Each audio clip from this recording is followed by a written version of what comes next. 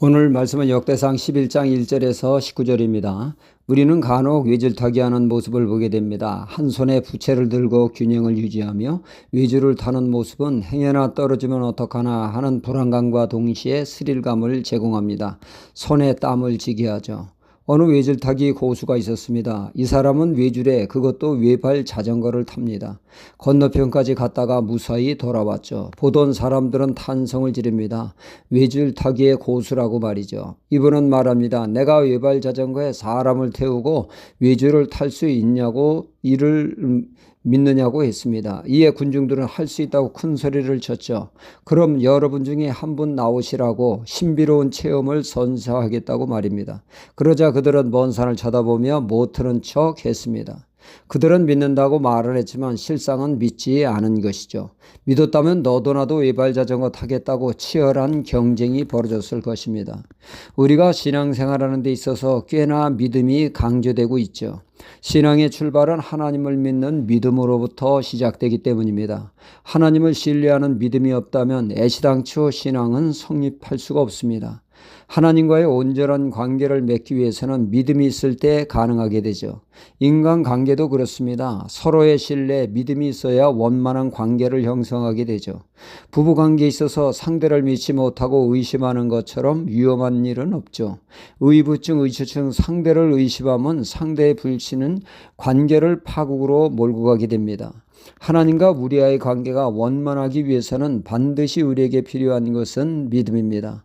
이사야 55장 8절에서 9절에 여호와의 말씀에 내 생각은 너희 생각과 다르며 내 길은 너희 길과 달라서 하늘이 땅보다 높음 같이 내 길은 너희 길보다 높으며 내 생각은 너희 생각보다 높으니라 말씀하십니다. 그러니까 하나님의 생각과 우리가 생각하는 것은 하늘과 땅 차이라는 것이죠. 어찌나 하나님의 생각이 인간 생각보다 깊은지 모른다는 얘기입니다. 우리는 당장 코앞에 벌어지는 일을 따라 일희일비합니다. 우리가 원하는 대로 하면 되면 해해하고 우리가 원치 않는 상황에는 마치 이 세상이 무너지는 것 같이 탄식을 하게 되죠. 그러나 하나님은 우리가 하나를 헤아릴 때 열을 헤아리십니다. 우리가 코앞의 현실에 집중할 때 하나님은 우리의 미래까지 영원까지 내다보십니다. 그러므로 우리는 하나님의 계획과 생각이 깊고 넓음을 인정해야 됩니다. 이럴 때 이스라엘 백성들을 보십시오. 이스라엘 백성들은 괴롭히는 애굽 사람들에게서 하나님은 10가지 재앙을 통하여 이스라엘을 구출하여 가나안 땅을 향해 행진하게 됐죠. 이제 지긋지긋한 고생은 끝이 나고 핑크핀 미래만이 존재한다고 생각을 했는데 그런데 웬걸 애국 군대는 새까맣게 추격해오고 앞에는 시퍼런 홍해바다가 넘실거립니다. 이스라엘 백성들이 암만 생각해도 답이 없습니다. 애국 군대에 다시 잡혀 종살이를 하든지 아니면 무작정 홍해바다에 뛰어들어 익사하든지 답이 안 보입니다. 그러나 하나님의 생각은 어떠했습니까? 이참에 꼭 먹고 알 먹고를 하겠다는 것입니다. 사람이 상상할 수 없는 기발한 방법으로 하나님은 역사하셨죠. 홍해 바다를 갈라 바다 한가운데 고속도로를 내고 이스라엘은 무사히 도망치고 뒤를 따르는 애굽 군대는 물에 수장시켜 이스라엘 백성들을 구원하고 애굽 사람은 다시 괴롭히지 못하도록 했던 것이죠. 일석이조의 역사였습니다. 하나님은 이렇듯 이스라엘을 구원하시겠다라고 하는 말씀을 신실하게 이행하신 것입니다. 민수기 23장 19절에 하나님은 인생이 아니시니 시건치 않으시고 인자가 아니시니 후회가 없으시도다. 이 말씀하신 것처럼 하나님은 말씀하신 것을 반드시 실행하시는 하나님이심을 알 수가 있습니다. 하나님은 하나님의 말씀 세상이 두 쪽 나도 반드시 지키시는 분이시죠. 마태복음 24장 35절에 천지는 없어지겠으나 내 말은 없어지지 아니하리라. 하나님은 반드시 말씀을 지키십니다.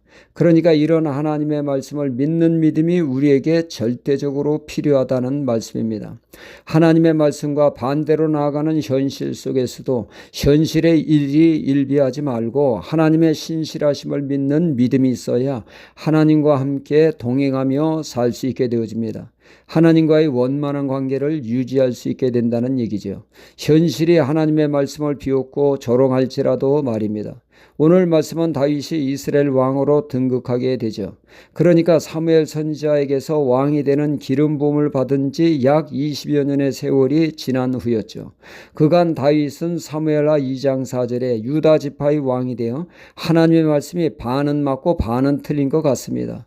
그러나 온전한 이스라엘 왕이 아니었지만 그러나 오늘 말씀은 다윗이 온 이스라엘의 왕이 되어 하나님의 말씀이 근 20년 만의 세월이 흐른 듯 100% 완전히 성취되었습니다. 하나님은 이렇던 말씀을 반드시 이루시는 분입니다. 고로 우리는 현실 앞에 일희일비하는 가벼운 신앙이 아니라 하나님의 말씀을 항상 붙들고 하나님의 말씀을 신뢰하는 믿음으로 나아갈 때 하나님과 항상 동행하며 믿음대로 역사하시는 그 하나님의 역사를 보게 될 것입니다. 할렐루야.